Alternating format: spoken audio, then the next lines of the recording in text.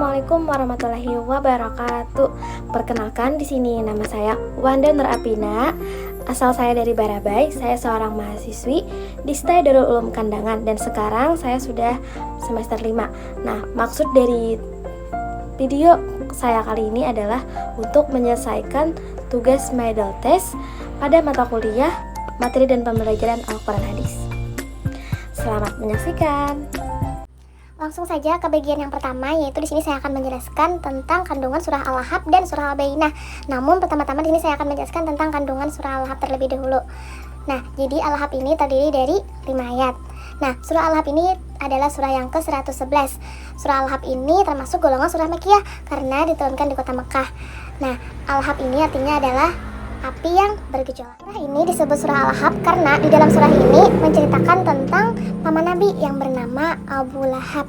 Nah, di sini Abu Lahab nama aslinya adalah Abdul Uzza. Nah, jadi di dalam surah ini menceritakan tentang dahulu Nabi Muhammad SAW dan pamannya Abu Lahab sangat dekat. Nah, sebelum Nabi diangkat menjadi rasul, mereka berdua sangatlah akrab. Namun setelah Nabi mendapat perintah dari Allah untuk mendakwahkan agama Islam, nah disitulah mulainya terjadi permusuhan. Nah, jadi di sini Abu Lahab tidak menyukai Nabi untuk mendakwahkan agama Islam. Abu Lahab melakukan berbagai cara untuk menghalangi dakwah Nabi Muhammad SAW. Tapi di sini Nabi Muhammad SAW tetap melakukan dakwahnya walau terus-terusan dihalang-halangi oleh pamannya Abu Lahab. Nah, di sini Nabi Muhammad SAW yakin bahwa akan ada pertolongan Allah yang membantu beliau dalam berdakwah. Al-Lahab ini memberikan ancaman kepada Abu Lahab yang terus-terusan mengganggu Nabi Muhammad SAW dalam mendakwahkan agama Islam. Nah, di sini Abu Lahab tidak sendiri, tapi Abu Lahab dibantu oleh istrinya juga, istrinya yang bernama Arwa. Nah, di sini istrinya suka menyebarkan fitnah-fitnah tentang Nabi Muhammad SAW kepada para pengikut-pengikutnya agar mereka tidak mempercayai dakwah Nabi Muhammad SAW. Nah, disinilah Abu Lahab dan istrinya nantinya akan dimasukkan ke dalam neraka. Nah, harta dan apa yang ia usahakan itu tidaklah dapat membantunya dari siksa dan ajab Allah Subhanahu wa taala yang sangat pedih. Nah, jadi itulah sedikit kandungan dari surah Al-Bayyinah. Di sini saya akan membahas tentang kandungan surah Al-Bayyinah.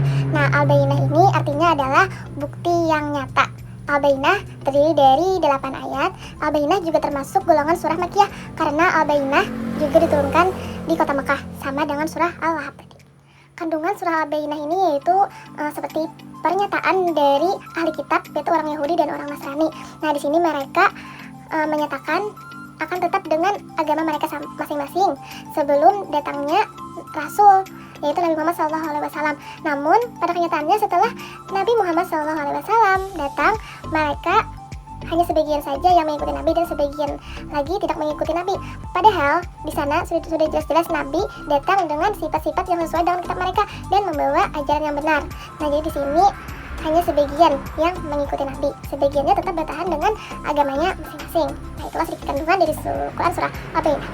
Nah, di sini saya akan membahas tentang beberapa hukum bacaan yang terdapat di dalam surah Al-Lahab dan surah Al-Bayyinah. Nah, di sini langsung saja saya akan menjelaskan beberapa hukum bacaan yang terdapat di dalam surah Al-Lahab. Nah, langsung saja pada ayat pertama yang bunyinya Tabbat yada abi lahabi wa tab. Nah, di sana di kalimat lahabi wa tab itu terdapat tanwin bertemu dengan huruf waw. Nah, yang artinya itu berarti hukum bacaannya adalah idgham bi gunnah, artinya dengung atau mendengung ya. Selanjutnya di ayat kedua yang berbunyi ma'agna anhu maluhu wa ma kasab. Nah, di sana ada kalimat anhu, yaitu hukum bacaannya adalah izhar, yaitu di sana ada nun mati bertemu dengan huruf ha. Selanjutnya hukum bacaan yang ketiga terdapat di ayat yang ketiga, bunyinya saya naron jatalahab. Nah, di sana ada tanwin bertemu huruf za. Nah, jadi hukum bacaannya termasuk dengan ikhfa.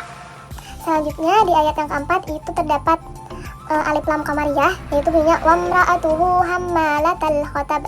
Hammalatal hatab itu termasuk alif lam qamariyah. Selanjutnya hukum bacaan yang kelima terdapat di ayat yang kelima, yaitu fi zidiha hablum mim masad. Nah, di sini ada hablum mim masad, yaitu ada dhammah tanwin bertemu dengan huruf mim, yaitu hukum bacaannya adalah idgham bi gunnah yang artinya mendengung. Juga di sini saya akan membahas tentang hukum bacaan yang terdapat di dalam Quran surah Al-Bayyinah. Langsung saja pada ayat yang pertama itu yang berbunyi lam yakunil ladzina kafaru min ahlil kitabi wal musyrikina munfakina hatta hatta ta'tiyahumul bayyinah. Nah, di sini ada terdapat dua hukum bacaan. Yang pertama itu di min ahlil kitab. Nah, itu termasuk dengan izhar halki karena nun mati bertemu dengan alif. Yang kedua ada di wal musyrikin namun fakki. Nah, di sana ada nun mati bertemu dengan huruf fa. Artinya itu ikfa. Nah, jadi yang pertama ada dua hukum bacaan. Selanjutnya di ayat yang kedua yang berbunyi Rasulum minallahi yatlu suhufan mutahharah. Nah, di sana ada di Rasulum minallah. Nah, di sana ada dhammah tanwin bertemu dengan huruf mim.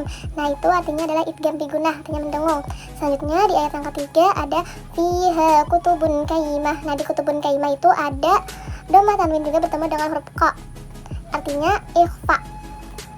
Di ayat yang keempat ada juga terdapat hukum bacaan yaitu iklab yang berbunyi wa ma tafarraqal ladzina utul kitaba illa min ba'di ma ja. Nah, min ba'di itu termasuk dengan iklab, yaitu nun mati bertemu dengan huruf ba. Yang ke-8 juga ada terdapat beberapa hukum bacaan. Nah, diantaranya tuh bunyinya dulu jazaa'uhum inda rabbihim jannatu adnin tajri min tahtihal anharu khalidina fiha abada. Nah, di sini ada min tahtihal anhar. Nah, yang pertama ada min tahtihal, itu nun mati bertemu dengan huruf ta. Nah, itu artinya hukum bacaannya adalah ikhfa. Selanjutnya ada anhar. Nah, itu hukum bacaannya adalah izhar karena nun mati bertemu dengan huruf ha. Nah, jadi itulah beberapa hukum bacaan yang terdapat di dalam surah Al-Ahzab dan surah Al-Bayyinah. Sebenarnya masih banyak lagi, tapi itu saja yang saya sampaikan, ada beberapa. Kemudian di sini saya akan menyampaikan tentang dua hadis beserta kandungannya. Yang pertama yaitu hadis tentang niat. Nah, hadis tentang niat yang berbunyi innama a'malu binniyat wa innama likulli imri'in ma nawa, yang artinya sesungguhnya amalan itu tergantung niatnya dan seseorang akan mendapatkan sesuai dengan apa yang ia niatkan. Hadis riwayat Bukhari dan Muslim. Nah, maksudnya di sini yaitu apabila kita melakukan sesuatu itu harus tergantung dengan niatnya.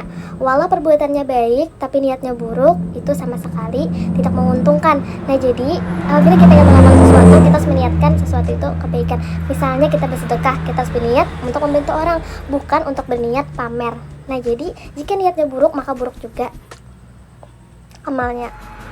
Selanjutnya hadis yang kedua yaitu hadis tentang bertakwa yang berbunyi yaitu ittaqillaha haitsuma kunta wa atbihi syai'ata hasanata tamhuha wa khaliqin nasa bikulli hasanah. Artinya bertakwalah kepada Allah dimanapun dan kapan saja kalian berada.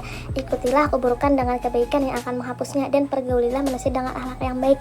Nah, di sini maksud bertakwa adalah yaitu kita sebagai umat Islam menjalankan perintah Allah dan menjauhi larangannya di mana saja kita berada. Apapun keadaannya kita harus tetap bertakwa kepada Allah Subhanahu wa taala. Dan apabila kita sudah terlanjur terjerumus ke dalam suatu kesalahan, maka segeralah kita bertaubat, yaitu taubatan nasuha. Taubat yang benar-benar berjanji tidak akan mengulanginya lagi. Nah, apabila kita memperbaiki diri, insya Allah itu akan diampuni oleh Allah Subhanahu wa taala. Sekian video tugas dari saya untuk memenuhi tugas medal test materi dan pembelajaran Al-Quran Hadis. Terima kasih kepada ibu dosen yang telah memberikan tugas. Di sini saya memohon maaf apabila ada kesalahan kata baik apapun itu. Terima kasih. Wassalamualaikum warahmatullahi wabarakatuh.